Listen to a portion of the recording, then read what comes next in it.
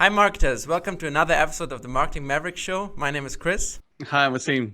And our guest today is Siddika Jaffer, who is a startup advisor and entrepreneur who previously built a couple of startups, including the Halal Dining Club, which she successfully exited some years ago. I met her initially at an event in London, and I immediately noticed how well she could bring a lot of entrepreneurs in one room, a lot of startups. And that was really a good experience I had, because we have done events ourselves, and it's not an easy thing to do, to fill a room, to really bring a lot of people together. So that's what I remember from our first time we met. And today she works at BCG Ventures, where she is helping startups and other companies as an advisor and helping them find product market fit, which is also the topic we want to talk about today and really go deep into that sort of question. What is product market fit and how companies can achieve that? So first of all, glad to have you here, Siddika. Thank you. Thanks for having me. Cool. Siddika, of course, I know what you do. Chris knows what you what you do. But it'll be probably good to hear from you. What is your current role and what does BCG do? Okay. So I'm a lead venture architect in Digital Ventures business. So BCG is a big management consultancy firm, and within it, there's a division called Digital Ventures. And our job at Digital Ventures is essentially to incubate and invest in startups and create them from scratch alongside a corporate partner. So typically we work with the big corporations and help them break through and create and literally go from idea to fully in-market venture within 6 to 12 months, basically. So huge speed, and obviously quite complex markets often as well. And how would you define product market fit? Yeah, it's a great question. I mean, there's so many kind of definitions out there, right? Including ones as ambiguous as you'll know it when you see it, kind of like being a sea, sort of a ship lost at sea, and then you kind of spot land and you know that that's land. I guess the thing with product market fit is that the simplest definition of it in my mind is when you see the demand for the product is so great that you don't really have to do that much with your marketing for that flywheel to keep growing, right? So you know that you've struck a pain point that users are willing to kind of come and solve with your product. But for me, it's much more complex than that. It doesn't end there. That's kind of the simple first step. But I feel like there's a lot more to that product market fit and retention of product market fit as well. Yeah, I think out of my experience, because I work with a lot of startups, helping them with landing pages, sometimes they don't have a certain metric in mind in order to really validate their product. What kind of metrics do you look at the moment to at least understand whether there are actually legs in an idea? Yeah, I mean, I think the simplest things, first of all, if you go back to like very early days, right? I think the thing that you want to look for is where your cost of acquisition isn't astronomical, right? That you're able to kind of get users on board without spending a huge amount of money. And then you kind of know, okay, there's enough of a demand for this for me not to have to persuade people continuously, to kind of get this product into their hands. I think that's the first thing in the early days. And then later on, you probably want right? Like, which is how is your user kind of being acquired through word of mouth. And I think the more you see that, then the more you know that your existing user base is like really delighted with your product and they're telling other people about it. And then some of the other signals as well, are just basically just simply looking at your active users. So it's fine getting that user on board. Are they really happy with the product? How often are they coming back? And then net promoter score is another big one, right? Which is how satisfied are they with that product? Yeah, I think it goes hand in hand with, I heard another entrepreneur talking about product market fit that I interviewed last year on a podcast, and he said it's not just when you have a certain amount of customers. He also talked about signals, saying it basically happens when you can't deliver your service anymore because there's so much demand. There's so much, things start to break with the software. Things start to get messy. That was his indicator. That was his definition. And then, I mean, that quickly, right? Basically, yeah. Yes. And what would you say? Why do you think so many startups struggle to find that product market fit? So product market fit isn't this kind of one time, you get there, you plant the flag and that's it, right? So I think there's a number of different things that can go wrong. You could have a fantastic product, right? But if nobody knows about it in the early days, it's going to sit there, right? Equally, if you have a fantastic market, then you're going to struggle, because the point of product market fit is you've got a great product. Now you need to go and execute and keep that flywheel turning. And you can only create a sustainable business if the market is big enough for you. So I think that's the first thing, is the market good? The second thing is your business sustainable, right? I think, Silicon Valley and Europe are very different. I think in Silicon Valley, you might get funding, although I think even that's sort of dying away now, kind of almost at sort of very, I don't think that is the case in Europe, right? So you need to kind of show some traction and you need to kind of have some capital in order to get to that traction. And so that's what I was talking about earlier, which is that if you've got problems like, you're scaling and now your servers can't cope and you need to move, to a bigger sort of data storage solution and so on, how are you going to fund that?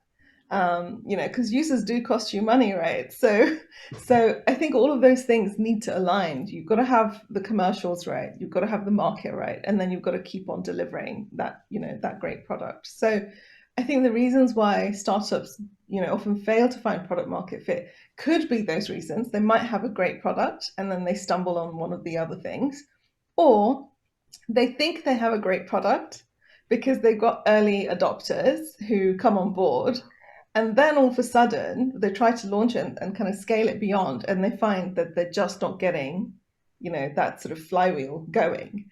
And that's another problem that I've seen, especially very early on, right? Because some entrepreneurs be very well networked, they've got a bunch of people that they can go out to and rally to try out their products, and those people might tell them this product is great, but actually that initial set of early adopters.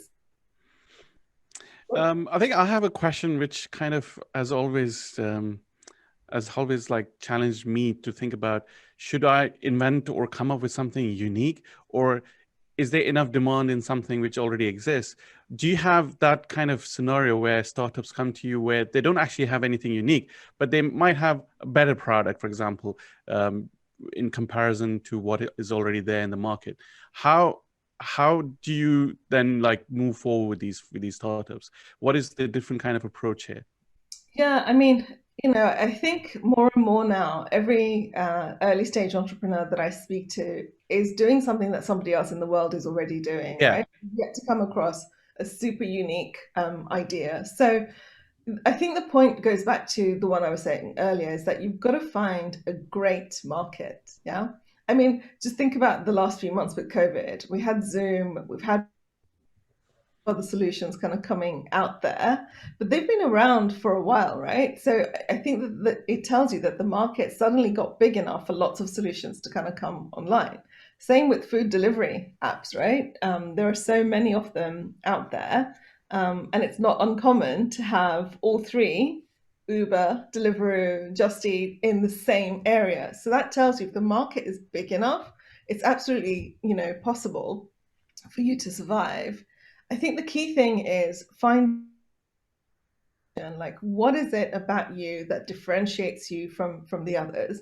And I think consumers now are not super loyal to one brand necessarily, right? So they might solve their problem using multiple brands, but you've got to still stand apart and show what your differentiation is. So let me give you another example. Over the course of the last year, I was working with a large utility company, and they were launching a solution for field workers, right? The guys who are out there in the roads digging up our street, installing gas pipes, water pipes, and so on. So now, it's an industry where there are other solutions that are out there. Differentiation was that the way we designed our solution was unique, right? And really focused in on a pain point that those field workers had that other people hadn't focused on before. And I think, from that, you got great adoption, great feedback, and the product's doing really well. So, yeah. I think sometimes it's coming at it from a slightly different pain point that hasn't been Yeah. addressed before. Yeah, I'm just always thinking, like, for example, let's say we look at CRM space, and the CRM space is so saturated, but there's still people building new CRMs almost like every day. And it probably is like very hard for them to market their product and target a particular niche.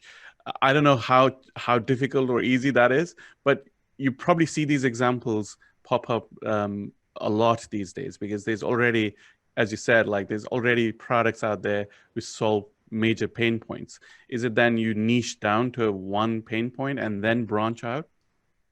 Yeah, I mean, I think niching is a great one, right? It's like if you have identified a group of customers that are underserved, then that's probably a great place to start, as long as there is enough of a niche to actually, keep your business going. But I think, in addition to that, you could just come along with a far better product than existed previously, right? So to kind of give you sort of example that might be a little bit boring. One of the solutions that we built recently kind of digitized paper processes, right? So, the version 1.0 of that would basically be to create a digital version of a physical paper form. You still have to go through and tick all those boxes.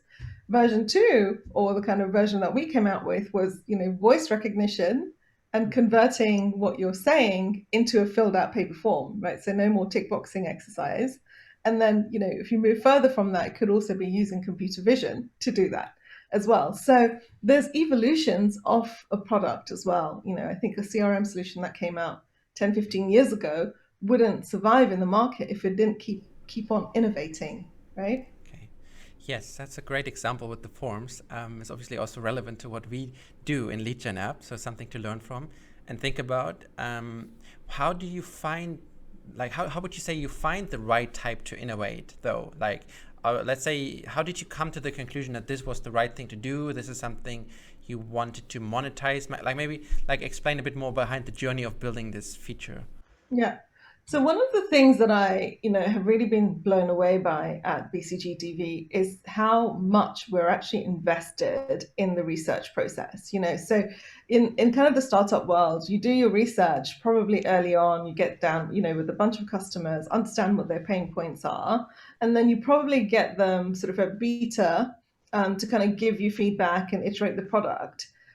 And then it kind of stops, right? And you then rely on live customers and kind of what their feedback. But at DV, we literally built every feature whilst out in the field with customers at the same time. So it was like, you know, the leanest version of the product was literally co-developed with with the user that you're solving the problem for.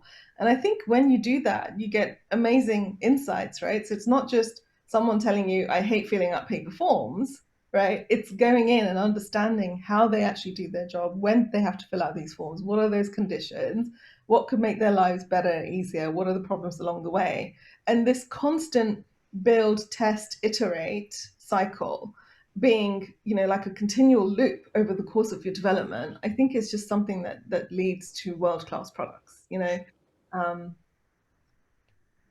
I mean, with Siemens as well, like when I was doing Halal Dining Club, right? You could have, really great signs of product market fit, but different users want different things. And so you really got to narrow in on who are the users that are going to be the most valuable to me.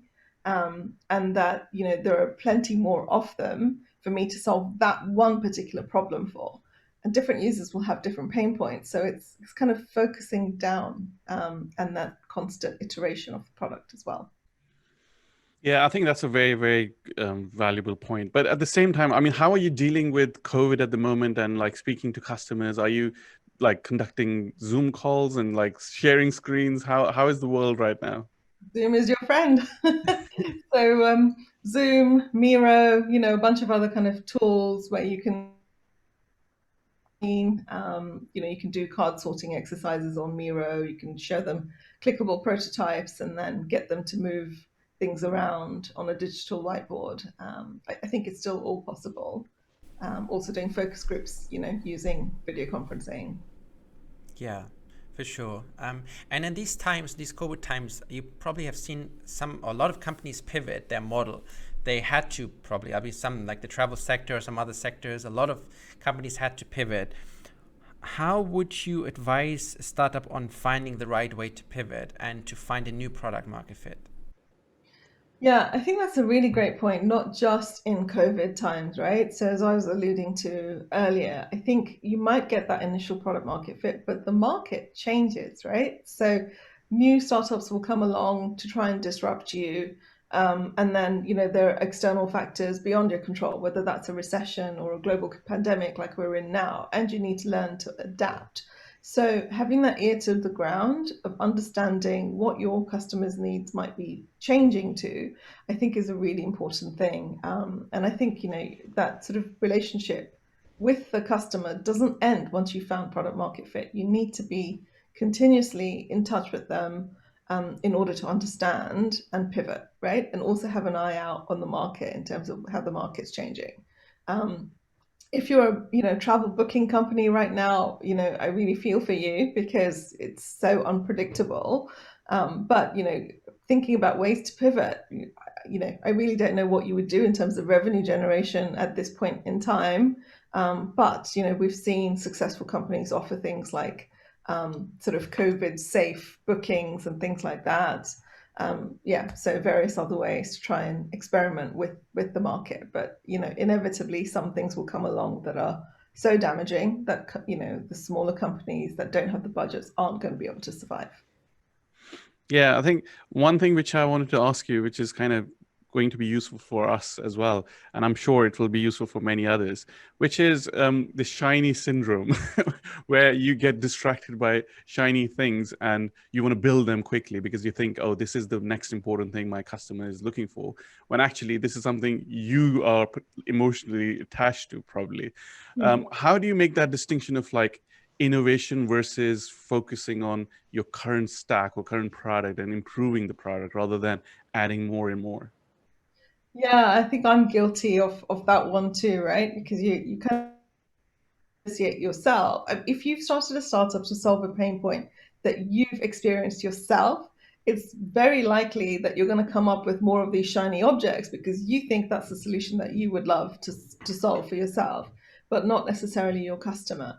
And I think having my advice on that is just having a cross-functional team that has different perspectives and can challenge you on those things, right? And just focus you back on the metrics and go out and test. And I actually don't think there's anything wrong with building new features, but I think you have to be able to let go of them if the results don't look good, right? So this constant build, test, iterate cycle needs to keep on going. And within that, there might be some hypotheses that you have about something that could be really valuable, but you need to go out and prove that and then set KPIs to measure whether that is actually a useful path to go down.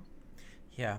What do you think about a simple feature voting board where you list all the requests that come in from customers and you list them in terms of, okay, this one got 12 votes, this one got 8 votes, and then to judge your decision on what to build based on that? What do you think of this approach? Yeah, I mean, I think lots of roadmaps do that, don't they? The kind of you Yeah. then have your priority, must have, nice to have, and so on. And that feature roadmap can evolve over time too, right? The other kind of big thing is how much resource is it going to take away from scaling your core business that is doing really well to divert resources to go and build that shiny new thing, So like, what's the value case behind doing each of those things? I think that's an important lens to bring to prioritizing what goes on the roadmap next. Yeah, that's a good point. We have done it, I think, in a similar way where we have votes from customers, but we also use this framework called ICE, ICE, Impact, Confidence, Ease, where, the ease is exactly what you mentioned, how challenging or how easy it is for us to actually make this happen. And that's important that we consider all those angles. So yeah, it helped us for making the plan for the next 12 months now. Let me ask you a question. Do you come across situations where a product feature could actually then suddenly start to alienate your existing core customer base? Because now people don't necessarily associate you with what they initially loved you for, because you seem to be going off in a completely different direction. Yes, I mean, the risk is always there. And I think when I say features, we consider everything. We also consider improvements. We consider minimizing things, right? So we would put all of that in one bucket and think what's best to do.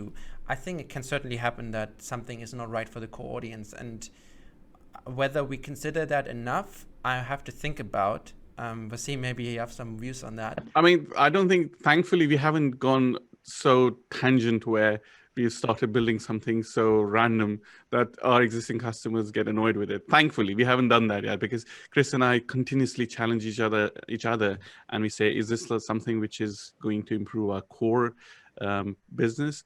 But I'm pretty sure people have that problem where they alienate themselves from the existing customers. So far, thankfully, no. Yeah. I mean, I think for me, you know, when I see that happening, I think a good solution actually then is to think about whether you want to create a different brand Yeah. associated under the same umbrella to go and target that thing that is so different to your core proposition. So, yeah. Yeah. And then one more question I have is, where do you see the SaaS world, the software as a service market, in the next 10 years? Where is it going? And what do you think are good opportunities entrepreneurs can jump on? I mean, yes, people love SaaS, right? That seems to be the really big thing. I don't think it's going away anywhere. I think what will happen is that you get a proliferation of, you know, industry-specific SaaS solutions. So before, you kind of had these really broad things, and now I think they're going to be vertical specific more and more, right? And then they'll have integrations across that vertical, and that's how I see that evolving. But I mean, you just need to look at things like, you know, coming on board like banking as a service now, right? That seems to be another massive thing. And even retailers are moving into things like payments solutions themselves and so on. So I think there's lots of evolution. And as technology evolves, there is more and more opportunity for you to kind of create vertical specific SaaS solutions. Cool. I think there's probably a lot more to learn from you, Siddika, but we are obviously mindful of the time. We are really happy to have you here, and thank you so much for sharing all your knowledge and feedback and giving us a lot of things to think about. It's been an absolute pleasure. I could carry on talking with you guys as well. So hopefully we'll have a version 2 at some point in the future. Yes, thanks, definitely. Thank you so much. Thanks. Okay, bye-bye. Bye.